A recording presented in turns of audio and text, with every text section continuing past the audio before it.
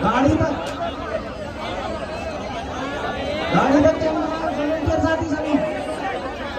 तुम लोग मेहनत से पढ़ाई करो। 1 साल में हम लोग मेहनत करके इतनी ताकत में चले जाएंगे कि हमारे जरिए ही सरकार बनेगी, तब हम बहनों को रोजगार देंगे सबको। कृपया सुनो, आदमी चेहरे से नहीं कर्म से सुंदर होता है। जब तुम में से कोई IAS IPS बन जाएगी ना, तुम्हारे माता पिता को उनके लिए तुम्हारे लिए रिश्ता नहीं ढूंढना पड़ेगा ना, दहेज इकट्ठा करना पड़ेगा। मेरी हो नुकसान हो गया है। अब वो जो काम की बात बतानी थी वो भूल जाएंगे लोग, जो खड़े होकर बतानी पड़ेगी। अब मैंने समझ लिया, अभी चुप रहो। देखो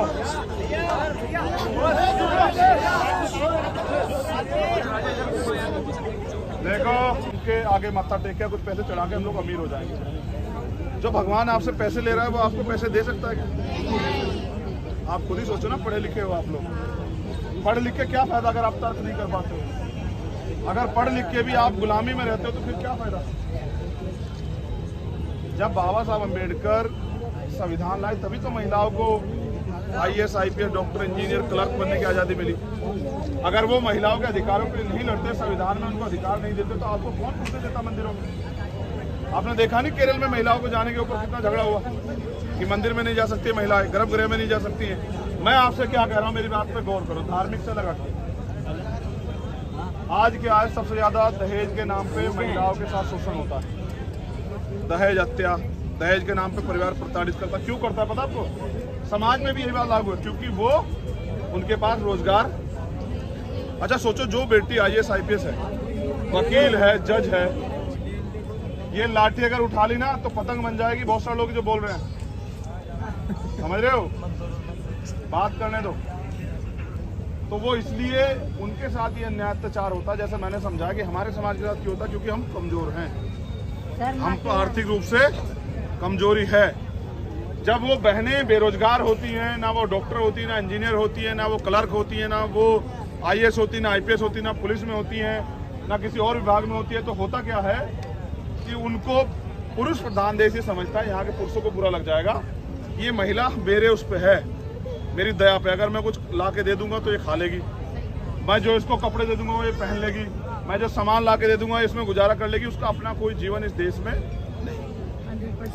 आप ये बताओ, जितनी हमारी बहनें माएँ बैठी हैं, कभी अपनी मर्जी से आप 4 दिन के लिए घूमने गई कभी कहीं? नहीं सर, नहीं सर। बताओ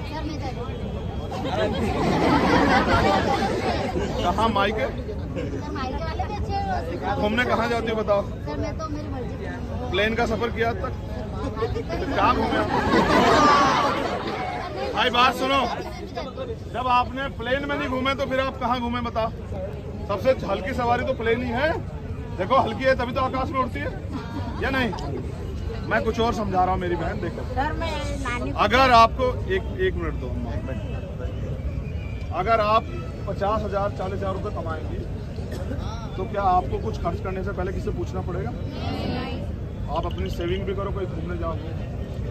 तो महिलाएं यहाँ क्या है, पहले तो पिता के हिसाब से चलती है और समाज के हिसाब से क्या पहनेंगी, कहाँ आएंगी, कहाँ जाएंगी, शादी में जाएंगी नहीं जाएंगी, किस व्हीकल पे जाएंगी, रात में किस समय निकलेंगी, दिन में किस समय, ये कौन तय करता है? पिता, भाई, समाज, यही ना? जब वो थोड़ी सी बड़ी होती हैं, वो शादी कहाँ करेंगी या कितनी क्लास तक पढ़ेंगी, ये कौन तय करता है? परिवार।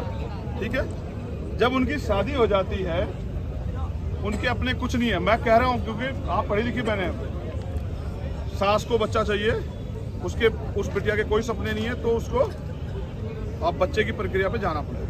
ठीक है, या वो क्या कपड़े पहनेगी अपने ससुराल में, कब आएगी कब जाएगी, अपने मायके नहीं जाएगी, ये कौन तय करेगा? ससुराल।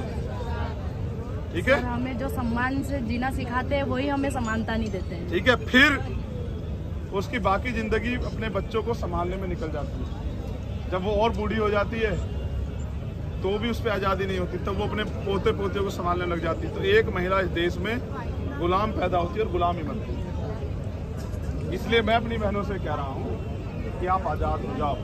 आपने उड़ के थोड़ा देखा, जैसे मैंने इससे पूछा, ये कह रही मैं तो घूम लेती हूँ। तो मैं कह रहा हूँ कि जब आप घूमो, सब अपनी माँ को लेके, अपनी बहनों को लेके प्लेन से जाओ, यहाँ से गोवा जाओ, केरल जाओ, तमिलनाडु जाओ, देखने जाओ बोध गया, जहाँ हमारे महापुरुष वो हुए, ऐसी जगहों पे जाओ, जाके 2-4 दिन अपने मन से, अपने मन का खाओ पियो रहो, तभी तो आज़ादी है। तो वो कहाँ है तुमसे? अच्छा, जो बेटी नौकरी कर रही है उसको तो पिता भी ये नहीं कह सकते क्योंकि तनख्वाह ही है कि तू क्या कर रही है, और जो नहीं कर रही उसको क्या कहते हैं? बस भेजू, अभी भेजू घूमने तुझे, शादी में है, यही कहते हैं ना। तो देखो, मैं तो पुरुष पैदा हुआ हूँ, लेकिन क्योंकि मैं समझता हूँ कि हमने सामाजिक असमानता देखी है, देखो, इसलिए मैं समझता हूँ कि महिला को आज़ादी, इसलिए मैं आपसे कह रहा हूँ, ये MSc वाली से मैंने क्यों हाथ मिला पता? क्योंकि अगर MSc केमिस्ट्री से कर रही हो तो बहुत अच्छा स्कोप, आने वाले कल में बहुत अच्छी जॉब करोगी, कहीं प्रोफेसर या जो है असिस्टेंट प्रोफेसर लगोगी, 1 लाख रुपए सैलरी लोगी। जब 1 लाख रुपए तुम्हारी जेब में होंगे मंथली, तुम्हें कौन रोक सकता है उठने से?